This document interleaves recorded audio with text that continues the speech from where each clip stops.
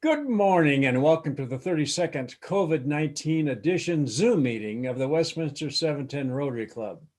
Sit back, relax, and enjoy a very informative and fun-filled meeting that will begin in just a moment.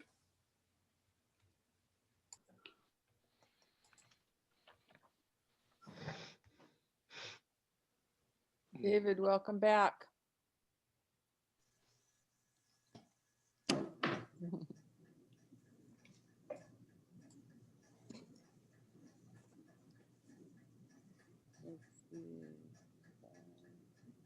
Email from me.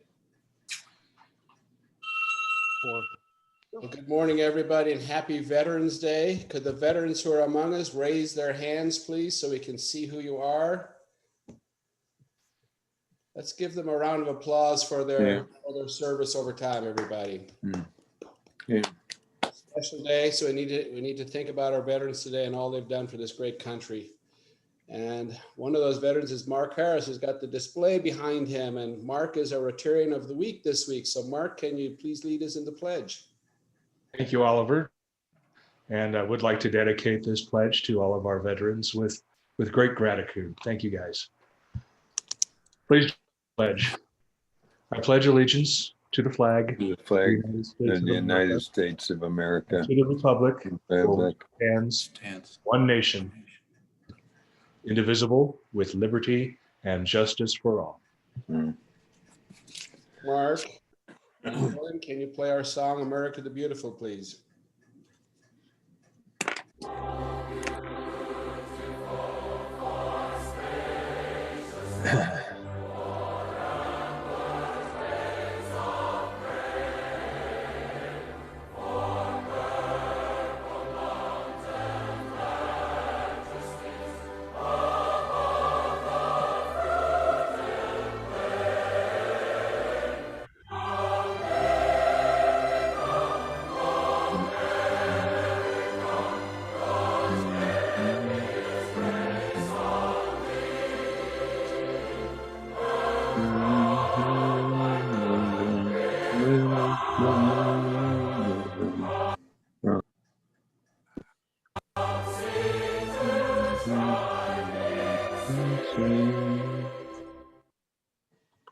Thank you, Lauren. And Chris, glad you're with us this morning. Can you share your inspiration with us? Absolutely, yeah. Today's is a Veterans Day prayer. Dear Lord, today we honor our veterans, worthy men and women who gave their best when they were called upon for their country. We pray that you will bless them for their unselfish service to preserve our country's heritage for all of us. Bless them abundantly for the sacrifices they made for their many contributions to America's victories. We respect them, we thank them, we honor them. We are ultimately proud of them. And we pray that you will watch over these special people and bless them with peace and happiness. Amen. Thank you, Chris, very much for that. Very, very appropriate. And Barbara, we have a great attendance today. Can you tell us who amongst us are our guests and have them introduce themselves, please? I know, if I could the man in charge of this thing unshare his screen so I can see everyone, please. Thank you very much. I'm not sure. Let's just start with how about today we start with Shirley Gudenkoff. We haven't acknowledged her as a guest, but I think I don't feel very guesty, but that's okay. And I think you know who I am. We do. Well, we want to welcome you, Shirley. We're so happy to have you here whenever you Thanks, can. Barb. Whenever you can join us. Let's see. And Lewis is on the road, so we'll just say welcome, Lou. He's going to be listening to us today. And let's see, Tim Kaufman is back. Tim, will you introduce yourself to us again, please? Good morning, Tim Kaufman. I was a member of this club over a decade ago, I believe.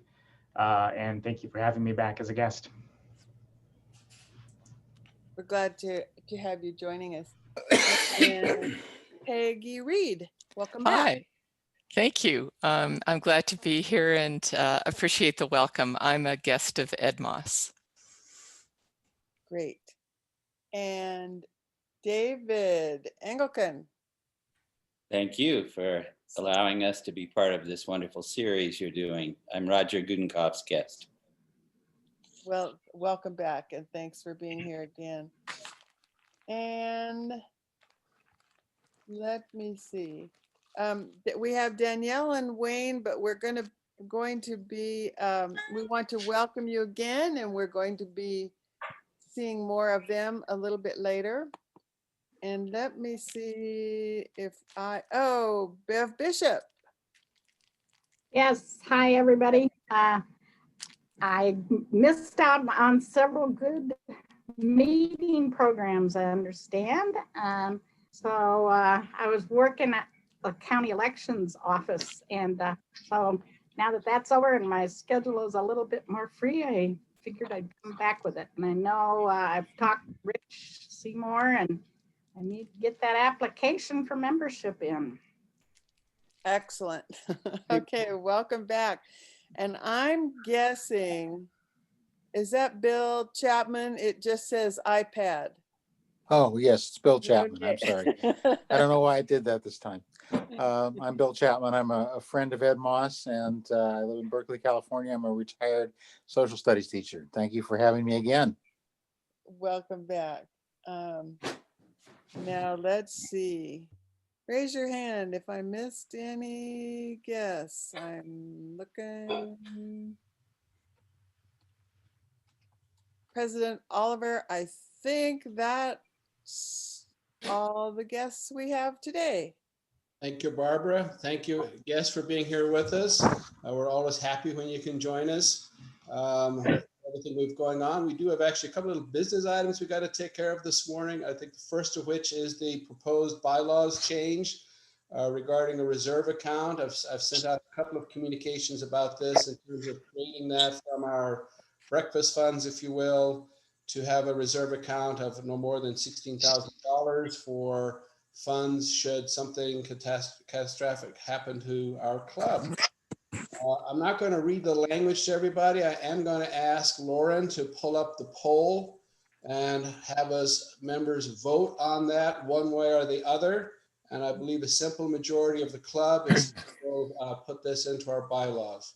So if you can take a moment to just read what's there. It's not the full article, but I think it's enough to get the idea. So please vote when you're ready.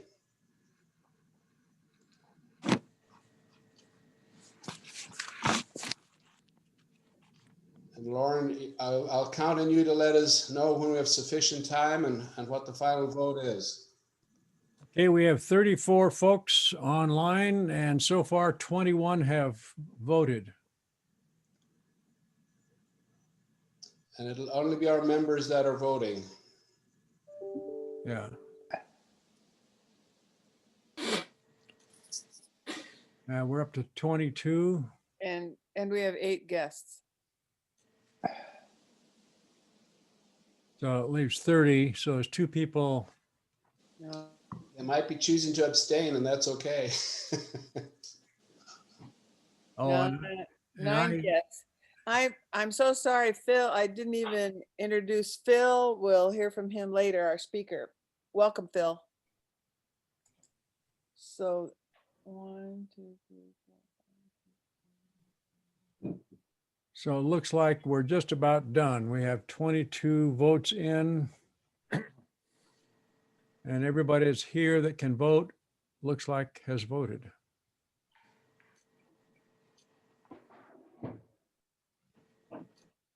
We need to give you a couple of days for the count, Lauren. We'll take that, at least that. Yeah, I've got somebody back there contesting the vote, so we've got to get through that. Stop the count. At least we have a judge available to throw out the case. Yeah. Okay, we're going to end it right now. And we're going to share the results. There you go. Okay, it passes and will be written into our bylaws. Thank you very much for that. Are there other announcements this morning? Just one quickie. For those of you that, like Bev said, didn't see the last couple of weeks, those are now available on our Facebook page as recordings. And you can skip through all the good stuff and get to the programs if you'd like. I did take some time this week, Lauren, to look at those. It's pretty interesting watching oneself on the video. Yeah. Those, Other announcements. Brian, go ahead. Yeah, just a reminder to all the members, we have our Project Cure event coming up on December 5th, which also happens to be, what is it, Oliver Community Project Day, something like that? Community Project Service Day. Yep. Yeah, for all of Rotary, or is that just our district? That is our district.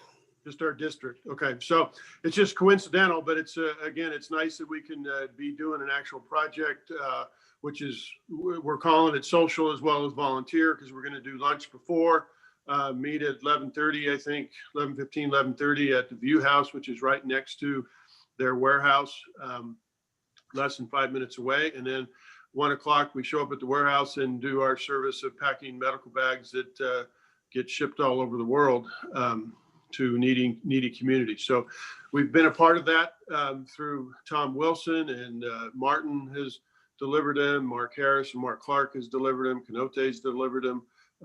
There could be others all around the country. So looking forward to that. And hopefully the COVID restrictions don't limit us from doing that event. Of course, everything we plan these days are subject to changes. But right now we've got 10 people expressing interest to do that. We can have up to 15. So we have some room. One of those 10 is tentative. So if anyone else is interested in doing that, let me know. I'll send you a link to a registration page that Project Cure wants us to complete, and we'll get that, get you all signed up. So thanks. Thank you, Brian. And I did submit that as our project for the service day on December 5th to the district. And I know we've got Growing Home going on as well, but that was very nice that it's actually on the day of. So that got the #1 spot. Other announcements. Mark, go ahead. Not only our recordings of our meetings on Facebook, but this recent series, including today when it's over, are on our Westminster 710 Rotary YouTube channel. Among other videos, I put up stuff from this last Pets, some very interesting plenary talks there. I've got a little back catalog of district conference talks and Pets and president's dinners. If there's enough interest in that, I will go in and edit those and add them to that channel.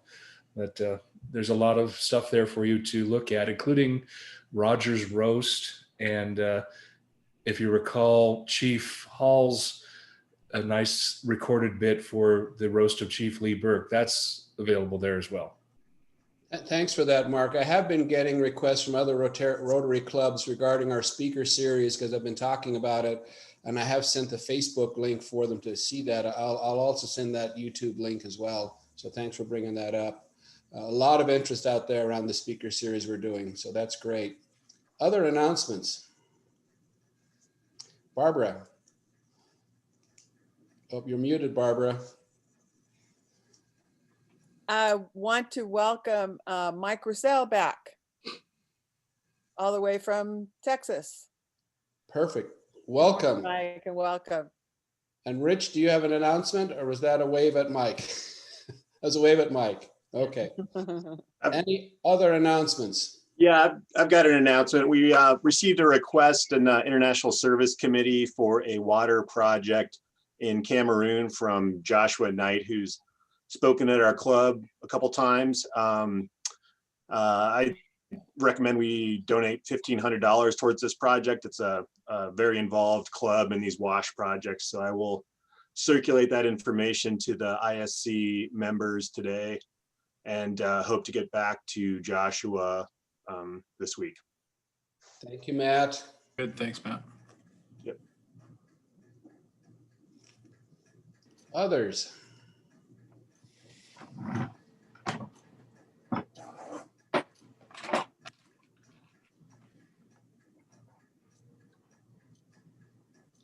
Okay, I'm not seeing any hands raised or hearing anybody. I've had pretty good wait time. So Roger, I'm going to hand it over to you to introduce our speaker, Mr. Phil Boyte, who is the capstone for our speaker series. So we're looking forward to what it is that he has to tell us this morning. So Roger.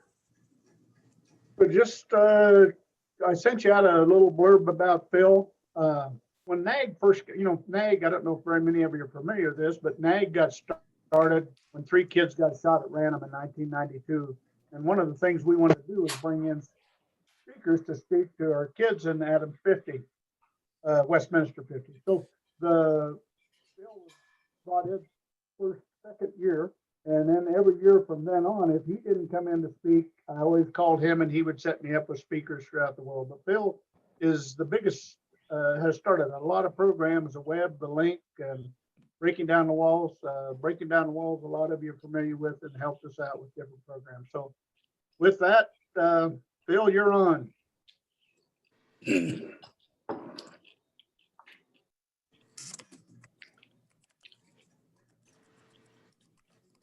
Phil, you're still muted, Phil, if you can unmute yourself.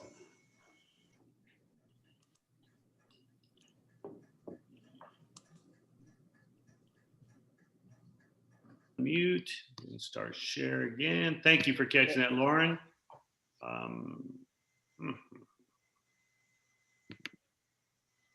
And there we go. And Roger, we talked about this and I said, hey, what if we just called this session Now What? And one of the things I like to do is kind of start with you guys. I believe that we're people first and we're Rotarians second, or we're people first and we're professionals second. So I'm going to ask you to go to the chat room. And I'm gonna share something with you. I'm gonna actually use the chat room because it's always interesting to see what people put into that chat box. I was at the golf course a year or 2 ago and just putting, just practicing my putting. And these little boys, 7 or 8 years old, maybe 2 or 3 of them were running around practicing. And all of a sudden I heard this voice. It was like, all right, boys, it's time to start. And they stopped and they ran over to this man and he knelt down to one knee because he's probably 6'1" and they're 5-0. And he just said, hey guys, he says, I'm glad you're ready for the lesson. He said, let's talk for a minute before we start. The kids are, all right. And he said, remember we talked last week about etiquette on the golf course? And they're like, yeah. He says, what is etiquette on the golf course? And one little boy said, it's like table manners. He goes, yeah, that's right. He says, kind of like table manners, isn't it? He says, yeah. He said, what are some table manners that we want to use on the golf course, the putting green? And one of the little boys said, you only use one ball. And he said, okay. And another little boy said, you never run in front of someone else's line. And he stopped, he looked at me, he looked at the coach and he said, I just ran in front of his line twice. Should I go apologize? And the coach looked at me and realized I hadn't been practicing. I've been listening. He goes, I think he heard you. And he smiled and I smiled and they went on their way. And I realized that, yeah, etiquette's a little bit like table manners, but I also recognize that table manners are kind of where some of our culture began. So if you think about this, what were you taught as a little kid around the table? Do me a favor, if you'll use the chat box and go ahead and type into the chat box, what is one of the things that you were taught about the table manners when you were a child? Just be kind of fun to see that. I'm going to tell you one. For me, we always waited till mom sat down. We were a praying family, so we'd hold hands and dad usually would pray.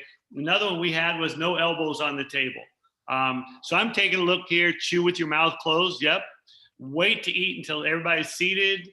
Don't talk with your mouth full. No elbows on the table. No eating until prayer is said. Everyone's here. Yep. Don't talk with your mouth full. I'm guessing there's a lot of you are nodding. Go, yeah, we had that one and that one and that one. Sunday dinner, speak when spoken to. Don't punch your brother. Absolutely, Rick. Yep. My dad, he grew up in a large family in Nashville. He said we were taught we could not stand up to reach across the table. We had to ask for that. And so it's interesting because I think I gotta believe that some of you have the same culture, value, whatever it is that I do, where we were supposed to wait till everybody was eating. And so today you go to a restaurant and they bring out 4 of the 6 people's food, set it down. And then it's going to be a minute or 5 before the last 2 people get their food, or sometimes the last person.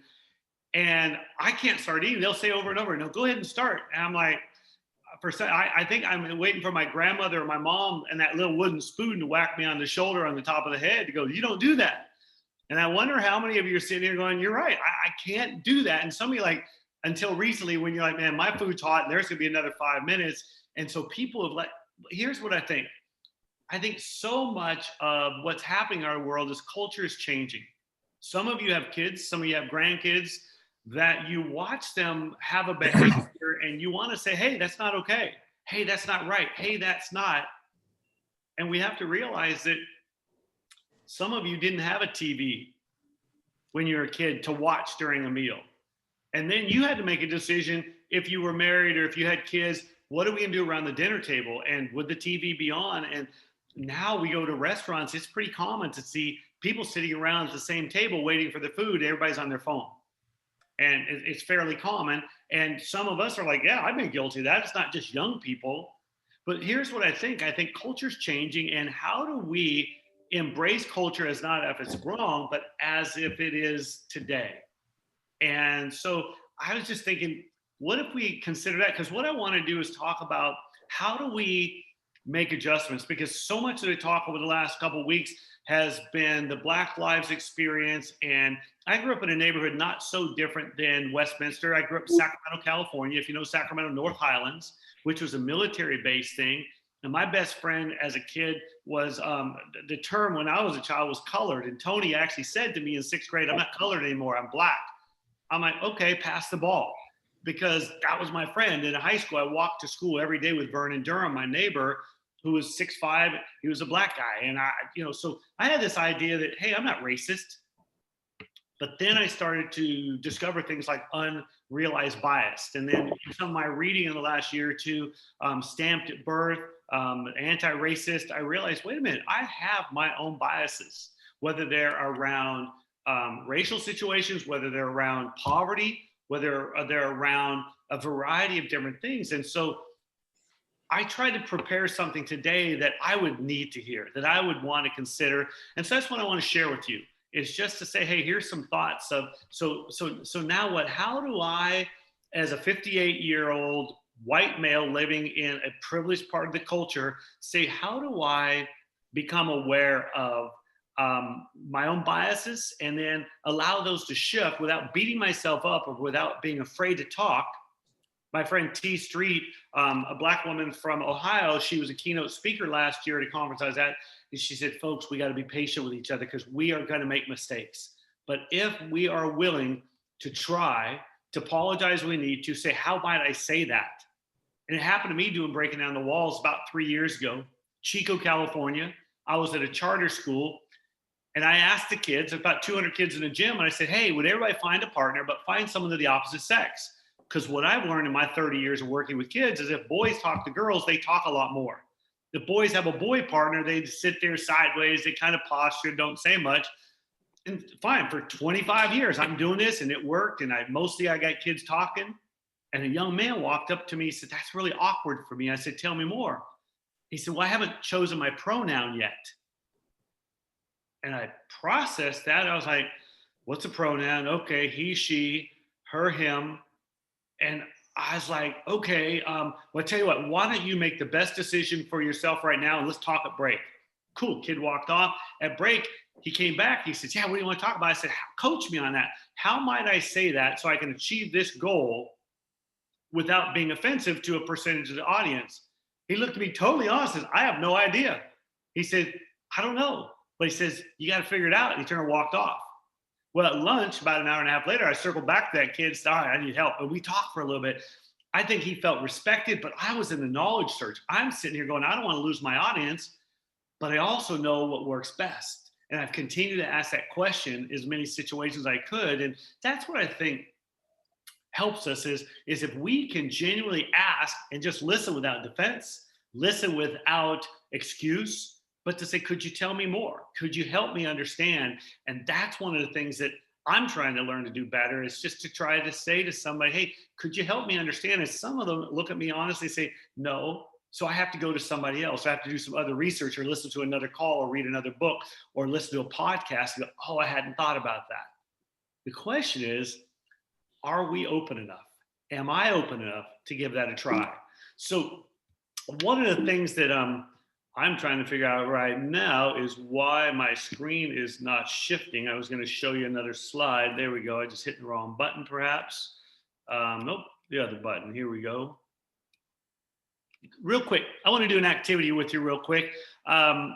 Hey, Wayne Anderson, I looked you up because I looked up a number of people here. You're an executive coach, so you're pretty quick on your feet. So I thought, hey, let's test that out. So Wayne, I want to do an activity with you just to model it for the rest of the people, because then they would be able to perhaps use this. The activity is called One at a Time.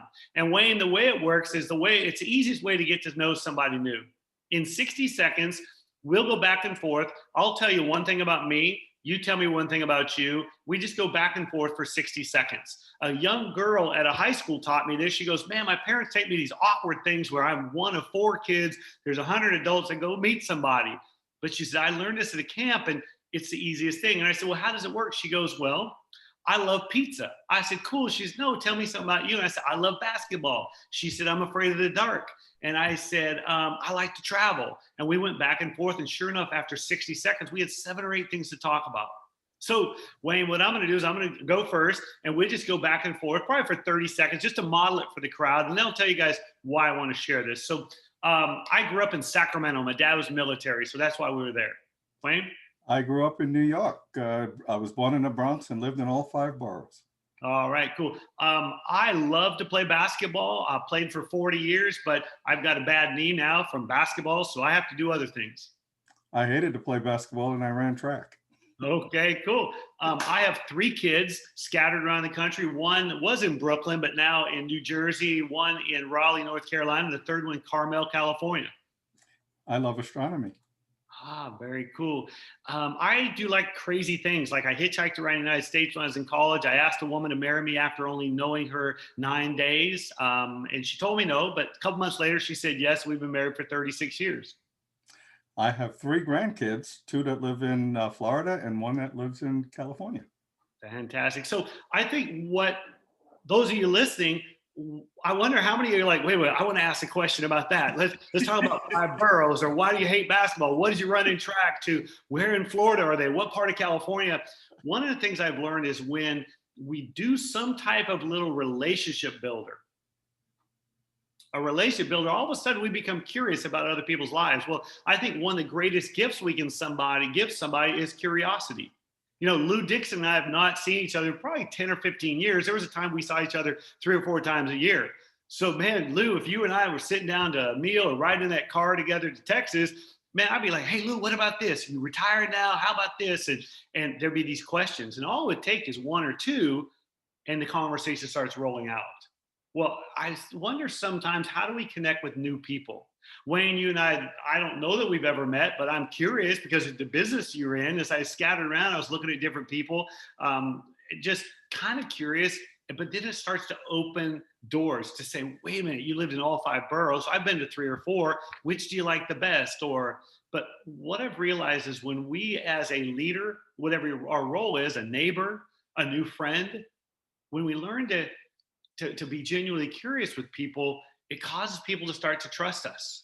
And one of the things I've learned is when we trust each other, then somebody is willing to share a little bit more, or they might say, you know, when you said that, I remember a guy telling me, I said something about that Oriental guy. I was probably 17, 18 years old.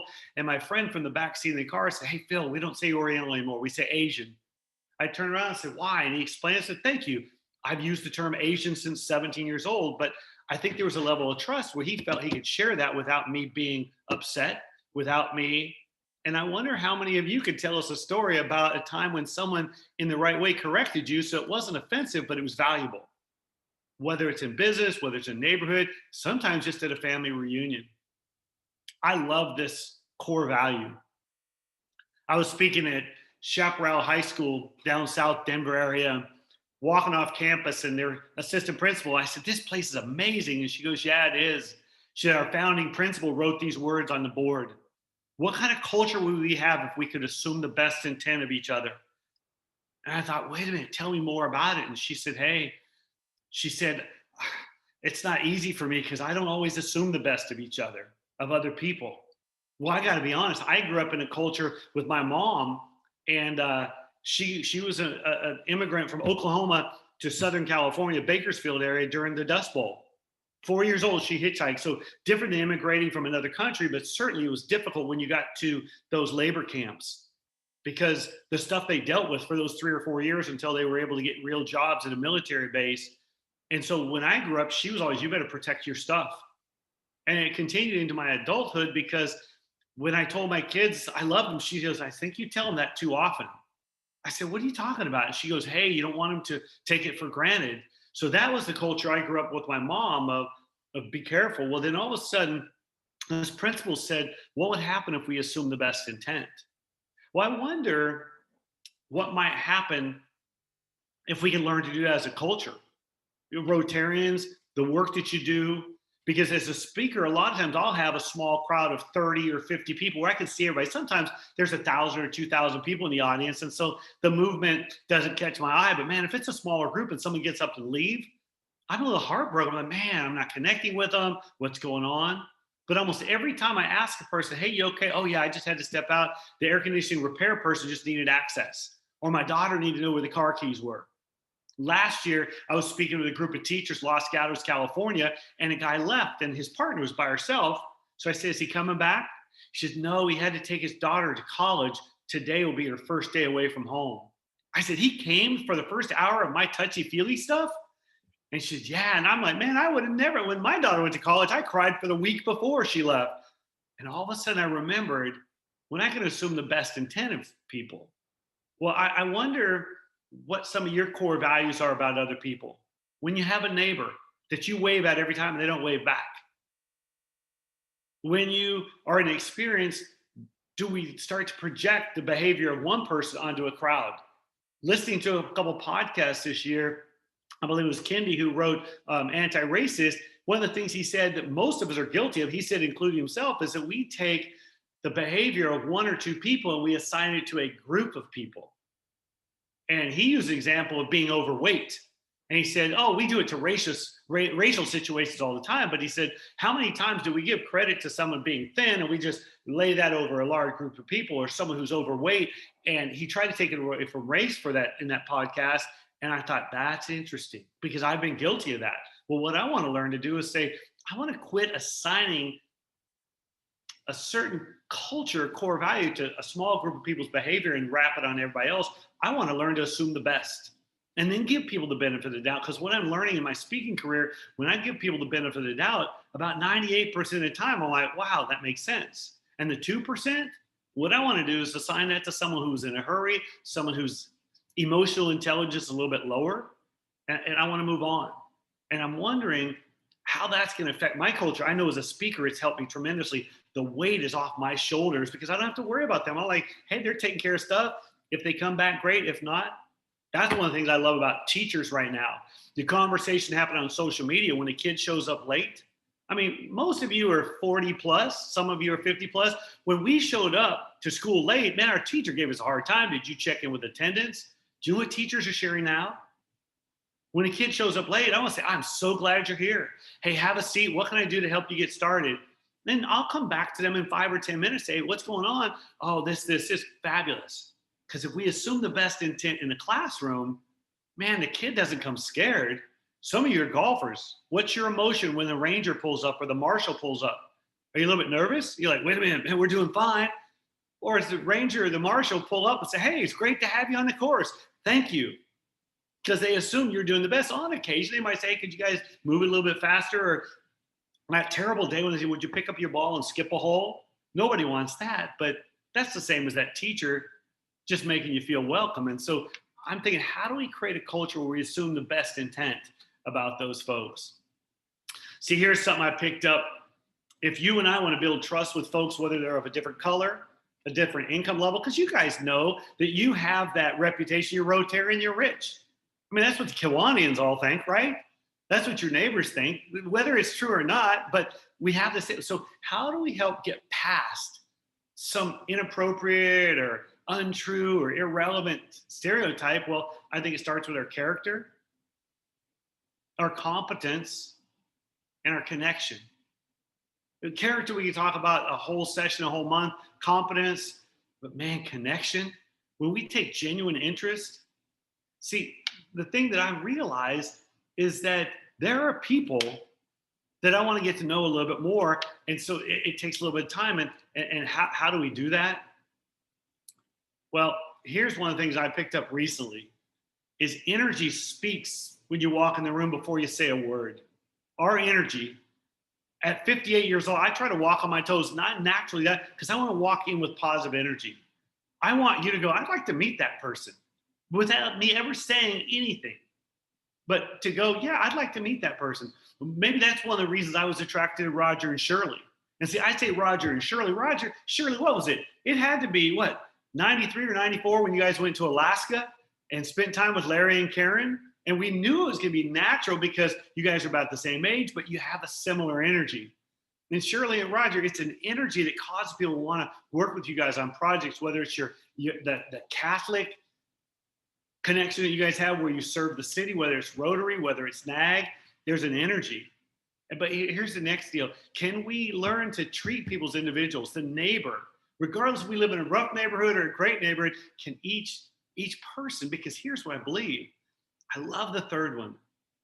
When there's this sense that I'm going to spend time with you because we're going to be together in the future. And imagine the world I live in, and Wayne and some other people who may travel. Tim, I think you said, yeah, I'm back in this office. How do we create a connection with people where they feel like there might be a future to this? How do we, I mean, I'm reading the book by Adam Grant right now called Give and Take. How do we create a culture where regardless of someone's color, their income level, their ability to service back, we just give. We just give. We just give the best we have that day. I think that's when people are like, I want to be part of this, regardless of where they come from or where they're going to go to. This is something new I just picked up. And the reason I put it here is because as we try to connect with people, most of us on this call are 50 plus that I can see. And those of you that are a little bit younger, thank you for helping us bring the average age down. But the older I get, what I realize is that younger people, regardless, when I look at you, I feel 35. You look at me, you see me at 58 or older because of the gray hair, because of the wrinkles. What I'm starting to realize is that if I want to connect with younger people, I have to realize that they oftentimes don't care about my viewpoint. I tried this with my dad yesterday. Dad's 86, very healthy, very alert, very involved in politics. I said, Dad, do you have the ability to talk to one of your grandkids, 25 to 35, and not tell them your opinion? He goes, of course. I said, good. So the election just happened. You feel very strongly about your opinion. Your grandson is completely different. How long could you ask him questions before he becomes disinterested? He goes, what do you mean? I said, how many questions could you ask that he disagreed before you would try to tell him your perspective? He laughed. He said, maybe 2, maybe 3. And I realized, check this out, the last part of this statement, when we're seeing how other people respond to ideas and feedback, do we have the emotional intelligence as we're talking about race, as we talk about poverty, as we talk about inclusion, immigration, politics, do we have the ability to ask people questions and be totally present to hear their perspective without having to share our own? And if you're more curious about this, I'd pick up Adam Grant's book, Give and Take, and it's about the 50th page. I don't remember exactly what page, but he's got a section on this. And it was really powerful for me to go, you're right. How long can I listen before I feel like I have to tell someone else my perspective? It depends on the topic. I wonder how many of you are sitting here thinking, man, I got work to do on that. I got work because it's really hard for me and here's what I'm learning with my own kids. My kids are 35, 34, and 32. they don't listen to me very long. I have all this information, I have all this experience, because you can Google knowledge, but experience comes with years. And I want to share it. And I realize every once in a while, like, hey, Dad, every once in a while, one of my nephews would be called, hey, Uncle Phil, what do you? But when I realized that, can I listen longer and longer and longer, then all of a sudden, that young Black man who can say, Phil, do you understand what it's like to be followed around a store just because of my color? That security guard does not know that I've got a 4.2 GPA. I have 4 scholarship offers. All they know is in their mind. And for me not to try to defend, not just to go stay there and be present and listen longer. Because I have those conversations with kids sometimes. Or when a young woman will say to me, do you realize I was passed over because of because this happened, just to listen to that. So I have more knowledge, because where, people start listening to me, oftentimes we get a little bit older and our kids aren't around. They're like, well, Phil, what do you think? Because I would love to ask some of you. Tim, you just came back, maybe Chicago, because someone said, Michael, you're in Texas. I'd be like, hey, Michael, talk to me about being a 50+ Black man who's obviously successful. There's a CPA next to your name. How is it affecting you now? My neighbor, Kenny Monday, Olympic gold wrestler, man, I love to talk to he and his wife and say, talk to me what it's like right now to have 2 college-age kids who are missing their year of wrestling. They're D1 excellent athletes, but they took the year off because of COVID. And just to sit and listen and not to have to explain, not to share my perspective, just to go, tell me more, Kenny, and just listen and just listen. And one of the things he said to me when I asked, he said, Phil, in wrestling, I've learned how to look for the losses. I'm like, what? He said, I always put my athletes in really difficult situations so they can learn, oh, I lost. Well, good, let's learn from the loss. All of a sudden, I'm like, man, I've never thought of that before. So here are 5 quick questions as you go into deeper conversations. Some of you may be writing this down. My kids would say, Dad, you can take a screenshot or just take your camera and take a picture of it. But can you imagine, let's just talk about the election right now. You're on the opposite side of somebody you care about, and you're like so concerned about this or that.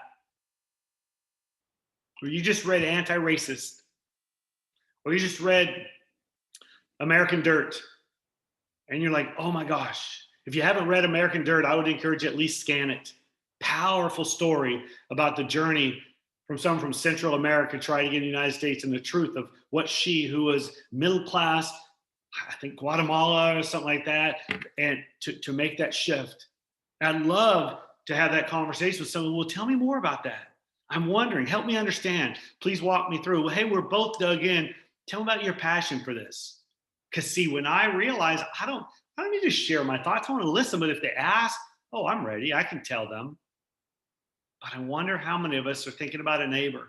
We got Thanksgiving coming up pretty soon, and just like, well, I wonder which relative is going to bring up something. Everybody's going to get quiet. Could I ask the question, hey, walk me through that. How did you come to that? Well, I read this, I heard this, I had a chance to talk to my neighbor, and awesome. Well, can you help me understand it? We're both dug in, and these are some questions that have helped me out. And I thought maybe somebody here might find 1 or 2 that you're like,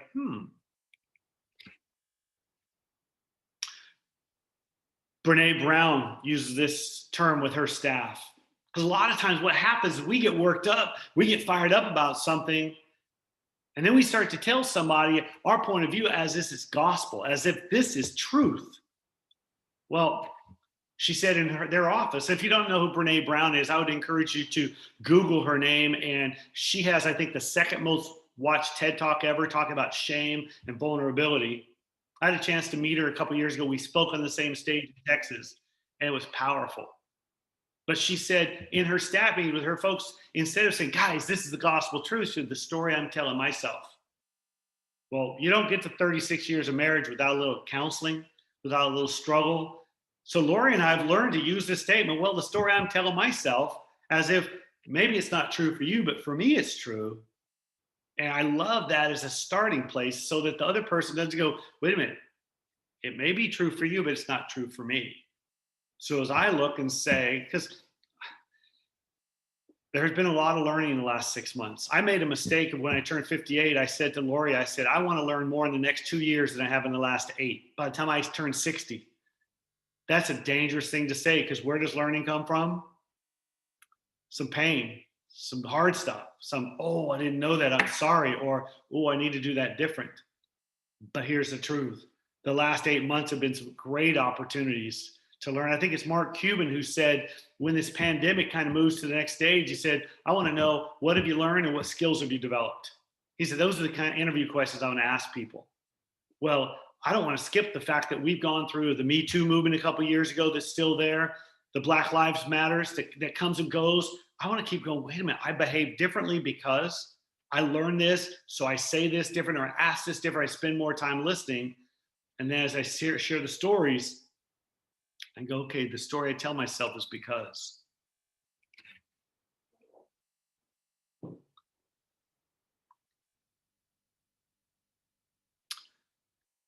One of the greatest gifts one of my friends gave me when she said, I'm going to hold space for you on that. I said, tell me more. She says, well, sometimes we have to come to our own understanding. The first core value I shared with you was assume the best. This is what I'm trying to learn, is not to say that I have to talk you into something, but I want people to hold space for me. To hold space, say, I'm going to wait. I'm not going to dismiss you. I'm not going to take you out of my life. This cancel culture to me is painful, but it's not new. People are doing canceling people out of their lives way before Facebook. Facebook, I'll unfriend you because we disagree or you said something. But cancel culture, I had friends who did it 20, 25 years ago. Hey, we disagree on abortion. I just won't ever talk to you again. Or, hey, we disagree on this. But here's the deal. People are too precious for me to want to cancel them. But what I've learned is to say, you know what, this is a topic we're not agreeing on right now. And sometimes I don't say this to somebody because then maybe but in my heart, I want to say, I'm going to hold space. I got to believe that there's some people on this call right now that if we could go back and you could address me on something I've shared, we may not agree with that. But I'm trying to remember the gospel speaker, a preacher guy, Max Lucado, probably 20 years ago, he said this. He started to speak. He says, before I start, can I tell you, what I share today may be different than what I talk to you about in 2 or 3 years, because he says, I'm growing right now. He said, I'm learning so much. He says, so please, he said, please keep that in mind, that what I'm sharing right now is what I absolutely understand today, but my growth may take me to another place. Well, here's what I think. That's the idea of holding space for ourselves. Because I wonder how many of you over these last 3 talks have listened to one of these presenters and said, wow, I never thought about that. I didn't realize I had that bias, but it's true. When I read in Kendi's book and I listened to him, I think it was when he was with Brene Brown in a podcast that he was talking about assigning a certain behavior of 1 or 2 people to a large group of people. And I realized, wow, I've been guilty of that. I'm trying to get past that bias right now, but to start to understand more bias. So my hope is in a year or 2, if you and I speak again, I'll be like, yeah, you're right. I don't think that way anymore because I've come to understand. The question is, can I do that for others? Can I hold space because I want someone to hold space for me? Is it possible for me to be kind enough to hold space for others? Because see, here's the deal. My grandkids, they're little, but my own children, there's some raw moments when I'm like, why? And so what I'm asking my kids to do is hold space while I figure it out. And I wonder how many of you are sitting here thinking about a colleague, a neighbor, a relative. And instead of canceling, say, yeah, I just can't do Thanksgiving with you anymore. I want to hold space. If we roll back 3 or 4 slides and go, yeah, well, what is it that I could do? Because the title of the talk is now what? Well, what do I want to do so I can assume the best? I can hold space for them, maybe listen, ask questions. Because here's what I've learned. The people who listen to me the most, man, I want to find out more about them. But when all of a sudden someone only listens to me until I'm done talking or I take a breath and then they have to tell me their point of view, I lose interest pretty quick. So the question is, how can we get to that place where we hold space for each other? I want to show you another real quick one. This one's called High, Low, and Cheer. So I'm trying to connect with somebody. We do this. Lori and I have a pontoon boat. We live near Jordan Lake. If you know North Carolina, we live in Chapel Hill, South Park, Jordan Lake, a pontoon boat. We like to take people out and get to know them. And one of the easy little relationship builders that I like to do with people is called high, low, and cheer. I say, hey, tell us something in your life that's high, something really going well. What's something low? What's a challenge for you? Something you're like, hey, you know what? That's pretty tough right now. Something we're going through. And a cheer. Who's somebody you're cheering up?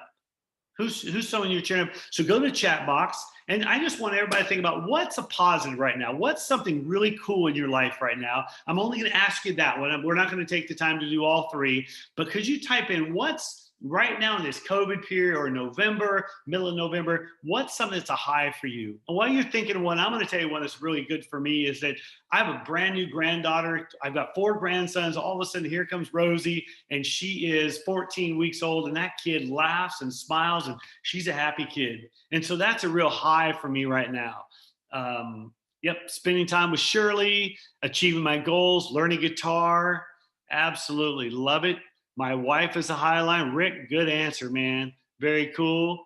Lee's 97-year-old mother continues to be healthy. Absolutely. My marriage is strong in retirement since last August. Very cool. That's a real high for Lori and I because I'm not traveling. Normally, I travel 100 days a year. We get 90 minutes every morning. We spend a half hour talking, half hour reading a book, and a half hour on a walk. And man, our relationship's growing. So see, that would be the high. The low is something that's a really challenge. For me, a low is I lost my sister in February. And while there were some really positive parts of it, because she died in February, we got to do memorial and stuff like that, there's still that grieving I'm going through. And then a cheer for me is I got a couple friends who they're speakers and they're out of business. So I just try to keep cheering them up when I can, send some work their way if it makes sense. I had breakfast with a colleague that lives near here on Monday, just to try to encourage people. One that you might consider trying on, I do this thing called 10 by 10. Every morning, I try to connect, say hi to 10 different people before 10 a.m. Well, pre-COVID, I'd be going to the gym. Hey, good morning. Getting my clothes to the cleaners. Hey, it's nice to see you. Picking up groceries, cup of coffee. By 10 o'clock, I could say hi to 10 different people. Had some great quick conversations with people. COVID, I turned it to 5 by 5. During COVID, I want to connect with 5 people by 5 o'clock, whether it's a phone call, a video text, something where they can see my eyes, and maybe it's 30, 40 seconds. And if you knew how many people are like, oh my gosh, that was so cool, just to hear from you. And I just try to rotate those people through. And I'm not sure how many of you have your little strategy to connect with people, but there are 2 that you might consider: high, low, cheer. And another one is 5 by 5, 10 by 10, in some way to connect with people. But what I encourage you to do is just remember, deep down, we just want a friend, someone to sit with. I don't care how old you are, how young you are, but if you think back to elementary, middle school, high school, you walked in with your lunch on a tray, or you had it in a bag, or just a burrito, and just first thing we do, we scan, where are we going to sit? Well, I think your neighbors feel the same way right now. And I think your colleagues think the same way. I think the Rotarians think the same way. The 2 things that are hardest about our greatest fears, they say, are isolation and lack of control.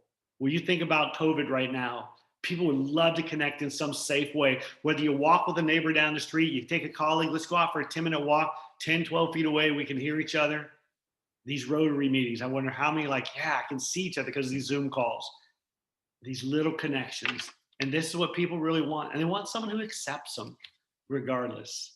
So I think I've got a couple minutes left. I think, Roger, you said around 10 o'clock, something like that. I would love it if somebody might have a question, a comment, something that you'd like to share. Otherwise, I'll turn it back over to Lauren. But that's kind of what I had for you this morning, and thought that I would go from there. This is Eric. There's a book that changed my life probably 20 years ago, and it sounds like a lot of your principles that you spoke of this morning covered about assumptions, making sure you're impeccable with your word. There's a book that I'd like to suggest to this group. It's called The 4 Agreements, and I've read it approximately 5 times in those last 20 years because it's that impactful for me to stay focused on how I treat others and not making assumptions and don't taking anything personally.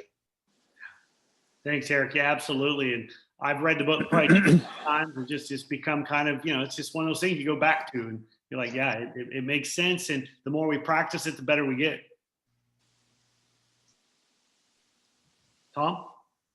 Yeah, I came across something that seems to fit very well with your talk on racism, cultural differences, and politics. It's a Native American saying, and it says, "What if I told you the left wing and the right wing belong to the same bird?"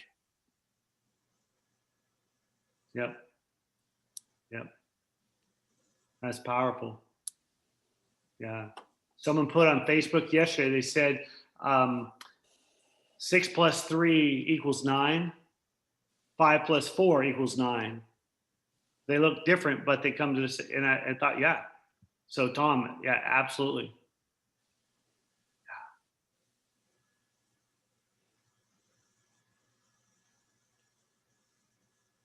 So Phil, given that you're our fourth speaker in this series, and I believe you've been part of the other speakers, what advice do you have for us as a Rotary Club? As a group? Yes. I would encourage you to continue to do maybe not a whole month series, but with the thing I love about Rotarians, because I work with them around the country, is your networks are incredible. I would try to encourage this group to keep seeking out people who cause us to become aware, whether it's on immigration, whatever the topics are. What if once a month? And I know a lot of times you do that, but to be real intentional about continuing this kind of growth, whether it's about racism, gender equality, whatever, because I think there are people that are hungry right now and people are like, yeah. So if you guys can say, let's continue to be intentional about growth in this way, I think that could be incredibly valuable. Thank you, Phil. Are there other questions for Phil or comments? Phil, thanks for the talk. This is Mike Roussel here from Texas.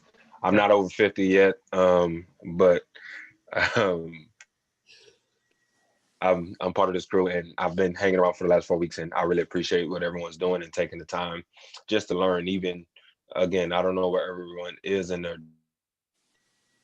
journey, but you being here, knowing the topic, because it's not like we surprised you with the topic. Knowing the topic, it means something to me, and it gives my heart hope as far as our future goes. I like that quote I put in the chat, that hold space for others. It's so often we get wrapped up in ourselves and our way of life that we can't accept someone else's way of life, no matter what it is. And are there differences? And that just hinders our growth. And I was talking to someone, an older gentleman, I said, and I asked him, I said, because he was fired up about the election, of course, right? And I said, hey, why are you so passionate about it? And I didn't tell him how I voted or anything like that, because it really doesn't matter to me. But I said, why are you so passionate about it? Tell me, if you were to convince me, if you were selling me. Well, he started off and he rambled for about 15 minutes and it was just a bunch of, I heard the word communist, I heard the word Mars, I heard all these different terms and terminology that were just kind of attacked. Like I felt like it was attacked, and it was a bunch of what the other side doesn't do, the Dems and et cetera. And when I at the end, I let them vent, because I feel like all of this is so emotionally charged that if you fight emotion with emotion, then two people leave the room just being emotional, right? Right. And so I asked them, I said, well, you told me about all the stuff that you hate about the other side, but what I ask you is, what do you love about what you said? And he was like, well, I'm old fashioned. And I said, I understand. I can't fault you for your tradition, but you shouldn't fault someone else for their tradition, for their culture. I was like, no one tries to take your culture away. They're just trying to make space for others, make space for someone else's culture to thrive in the same community that you're in. So I think if we take a step back from our emotions, our pride, our whatever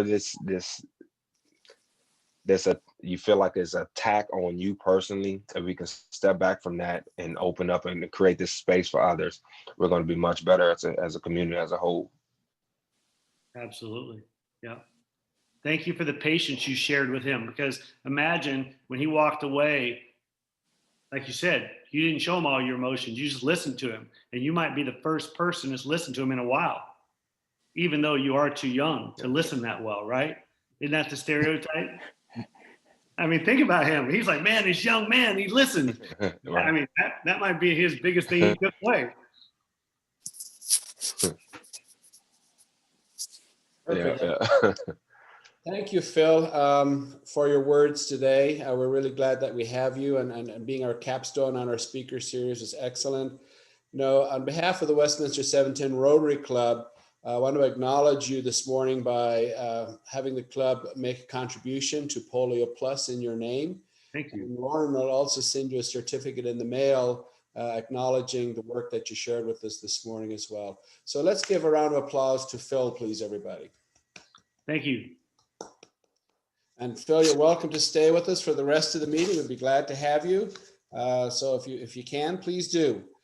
Before we get to our Sergeant at Arms, we have got some new members that Rich is going to help us induct into our club today. So Rich. Thank you very much. It is my pleasure and honor to introduce some guests that may not need a lot of introduction, but today we'll be inducting Wayne Anderson and newly Dr. Danielle Hicks.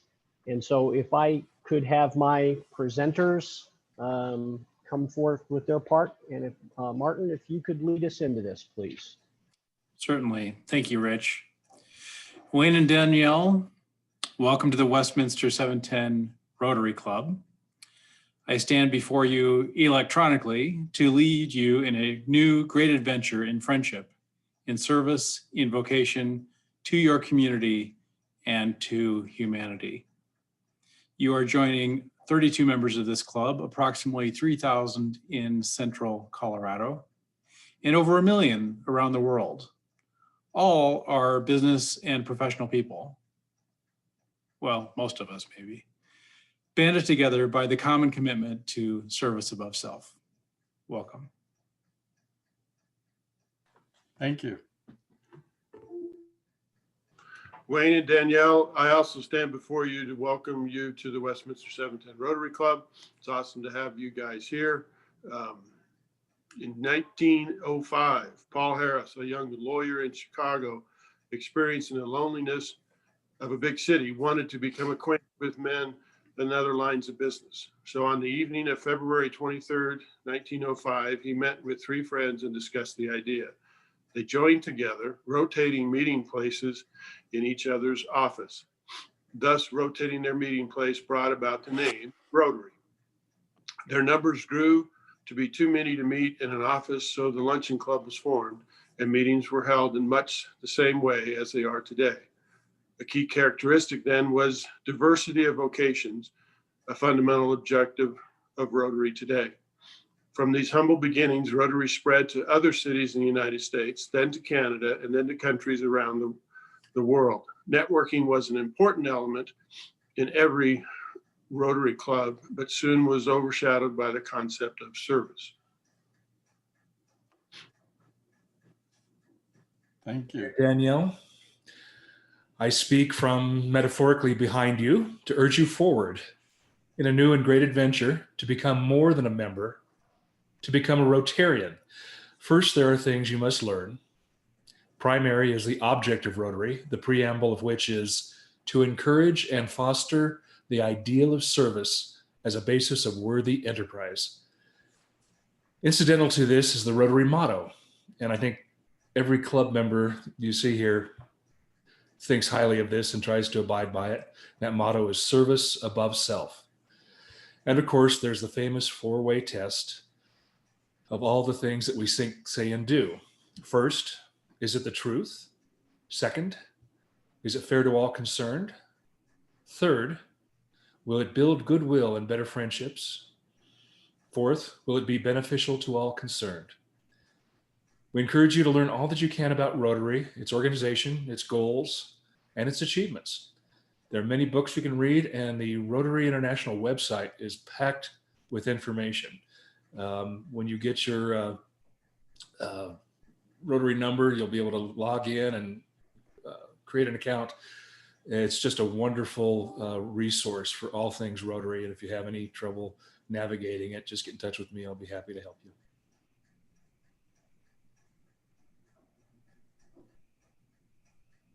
Unmute, Rich.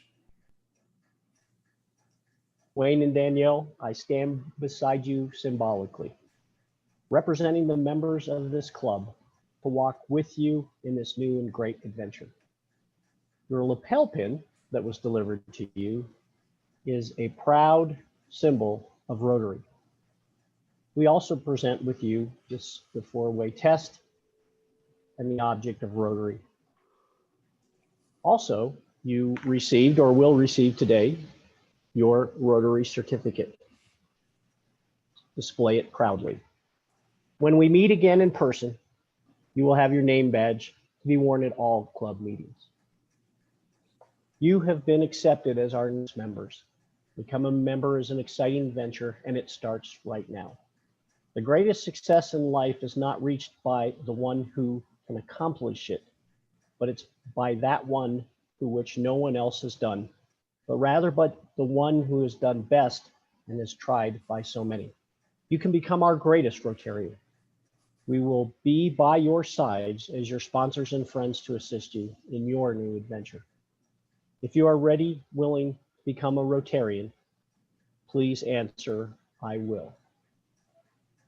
I will.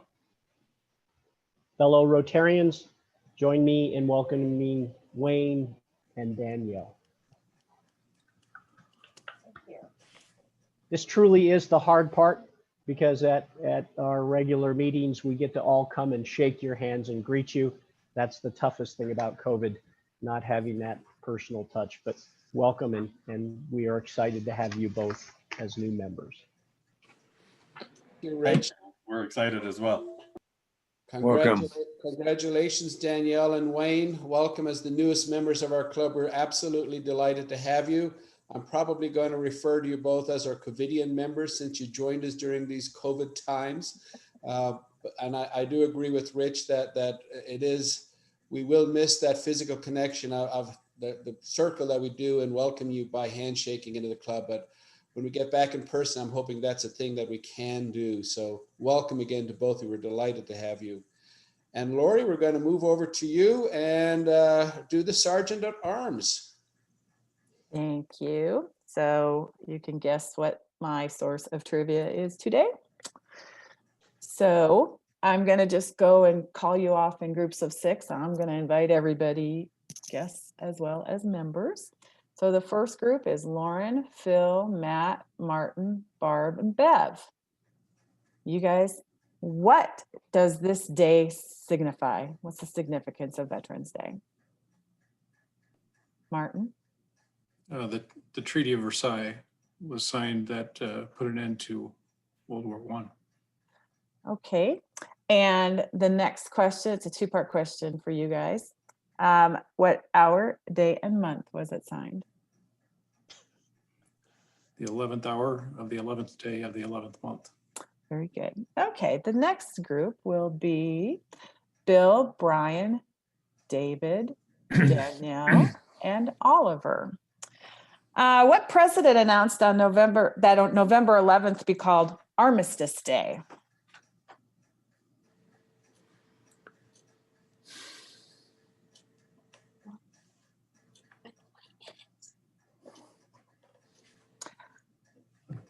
All right, I'm getting crickets there. Woodrow Wilson. All right. Then we're gonna go down to you guys keep moving around. Oliver, were you in that last group? Yes, I was a silent member in that last group. Okay, so let's go. You guys, I can't do it this way.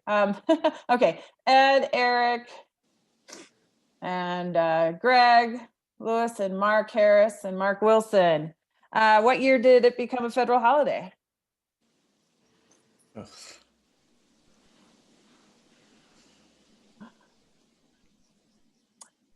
1938. Okay, keep going. Mike, Phil, Rich, Rick, Roberta, and Roger, and Shirley.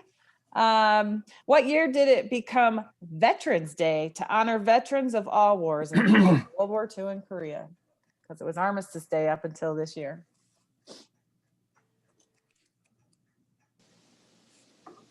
No guesses? 1968. 68.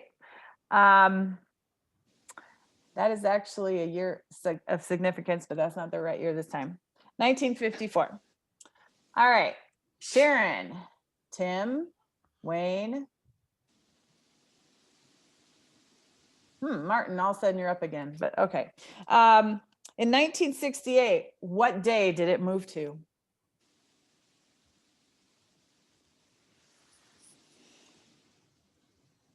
The 11th day?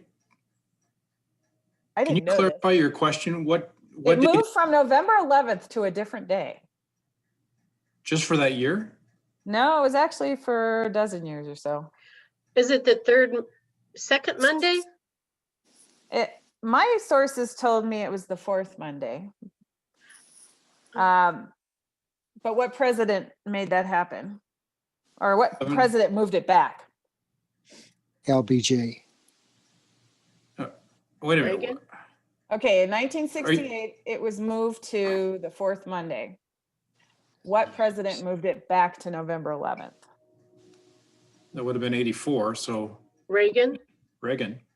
Actually, it was in 78, Gerald Ford. All right, now I'm gonna start picking on different groups here. So we'll just go across my screen. Lauren, Ed, Mark Harris, Bev, Mark Wilson, and David. What's the difference between Memorial Day and Veterans Day? The month it's celebrated.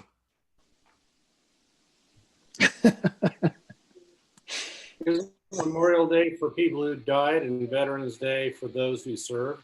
Exactly. Very good. All right. Got Brian, Tim, Martin, Phil, and Barbara. Which three states have more than 1 million veterans each? California, Texas, New York. Not New York, but Florida. Florida. Uh-huh. And I'll just give you the rest of my trivia because you guys aren't, it's hard trivia. How many World War II vets are still alive? Out of the 16 million, less than 500,000, and they're dying at approximately 350 a day. How many women are veterans? Out of the 19.5 million veterans presently, 2 million of them are women. 9 million of them are over 65. Last question for anybody that can answer it. What Adams 12 facility is named to honor veterans? The swimming pool. It is the swimming pool. And what's the swimming pool called? Veterans Memorial Aquatic Center. Very good, thank you. I was going to tell Mark Clark if he was here that he couldn't answer that question because he was one of the ones that dedicated it. Okay, $1 fine if you're not a vet, $1 fine if you're not married to, a child of, or a parent of a vet, and $1 if you are not going to buy a vet a cup of coffee or lunch today. Okay, $1 if you were late, $1 if you didn't have your pins and badges, and $1 if you had your screen off for a while. All right, and $1 if you're still in your PJs. Thanks, Lori. I think between the trivia and all of those fines, I think you've maxed everybody out. So it's still good for the bank. Okay, Martin, do you have a Rotary moment for us this morning? I do, yeah. And for a while, I thought about talking about something regarding military service, but instead I'd like to talk about what Rotary has is more or less the equivalent of being a veteran. And there is, in fact, a designation called the Rotary Foundation Alumni Association. And there are at least 3 people in this club that are members of that. And there aren't too many ways to achieve that any longer for Rotarians. But that doesn't mean we can't find ways to participate in other types of activities that the Rotary Foundation supports. And our club is good at doing that. We have a variety of things. Tom, your work in Mexico. Matt, the work that you're championing in Nicaragua. Kenote from time to time leads groups to Kenya. I've been trying for a while now to get us to be able to go to Guatemala with the Guatemala Literacy Project. All these things in different ways are Rotary Foundation supported activities that we can participate in one way or another, or could be grown, could be expanded. The Rotary Peace Fellowship is such an amazing, extraordinary program that enables young people from all around the world to get a quality education. Please be thinking about candidates that might be eligible to apply for that. Applications, the cycle takes place again next spring. It may be the case that polio missions take place again. This has been a terrible year for polio in terms of its resurgence and the massive reduction in vaccinations that have resulted due to COVID. And the Sabin vaccine is being used once again in some places, which enables regular people like us to participate in vaccinations. So those missions may regain, may start again after we're able to travel once again. So just please be thinking about things that we can do to be, to serve in the capacity to humanity, like many of us have done. More opportunities will come along, and I just want us to be mindful of that as our world opens up to travel once again. Thank you. Thank you, Martin. That is definitely something to keep in mind. And our next segment is Mark Harris, our Rotarian of the Week. Mark, we're really glad that you're a member of this club, but this is an opportunity for you to catch us up on things that are happening in the Harris household. Yeah, thank you, Oliver. The Harris household continues to do well. We're all healthy, despite one little scare. Still trying to get my first knee replacement done. As some of you know, first was postponed in April because of COVID, and then I was scheduled for October. That got postponed again, so now I'm looking at December.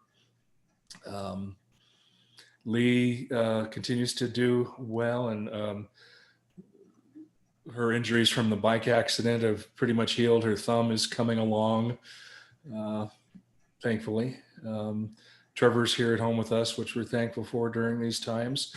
Like most of you, we're probably hunkering down a little more as cases are rising, which is fine. We do a lot of stuff around the house, and like Phil mentioned earlier, new skills, just been trying to try new things, restoring an old fillet knife that I think belonged to my grandfather, and trying to increase my video production skills. I helped my friend Don create a cooking demonstration video. So a lot of fun little things like that. But a few more projects around the house, and that's really about it here. Well, thanks for sharing, Mark, and we hope your surgery happens in December and doesn't get bumped yet again. So thank you for that. And Rich Seymour, do you have some funny thoughts for us, or are they going to be serious today? Never serious. A couple puns to ponder. A woman has twins and gives them up for adoption. One of them goes to a family in Egypt, and he's named them all. The other goes to a family in Spain, and they name him Juan. Years later, Juan sends a picture of himself to his mother. Upon receiving the picture, she tells her husband that she wishes that she had a picture of them all. Her husband responds, "They're twins. Once you've seen one, you've seen them all."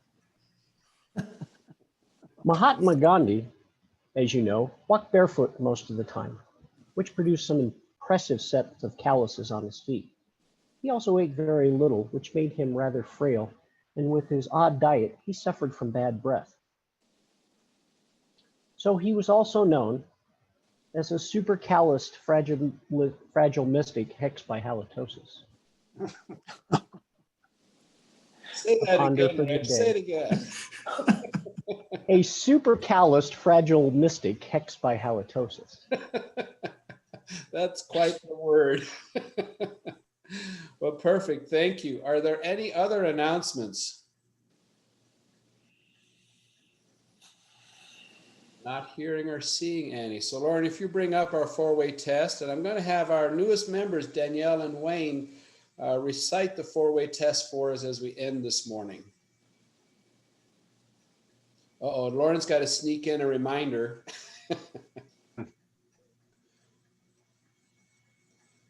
So Wayne and Lauren, if you take it away, please. I mean, Danielle and Wayne. Hey, first, is it the truth? Second, is it fair to all concerned? Third, will it build goodwill and better friendships? friendships? Fourth, will it be Will it be beneficial beneficial to all to all concerned? concerned? Thank you very much. I know it's hard to have two on the speaker at the same time, but you did very well. And with that, we are adjourned. Great day, everybody. Have a great day.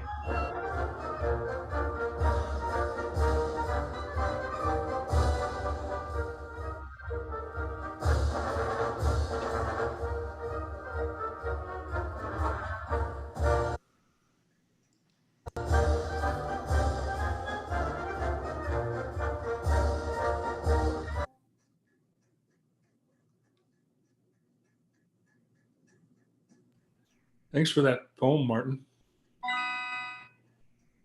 You're welcome. Have a good day, everyone. Too.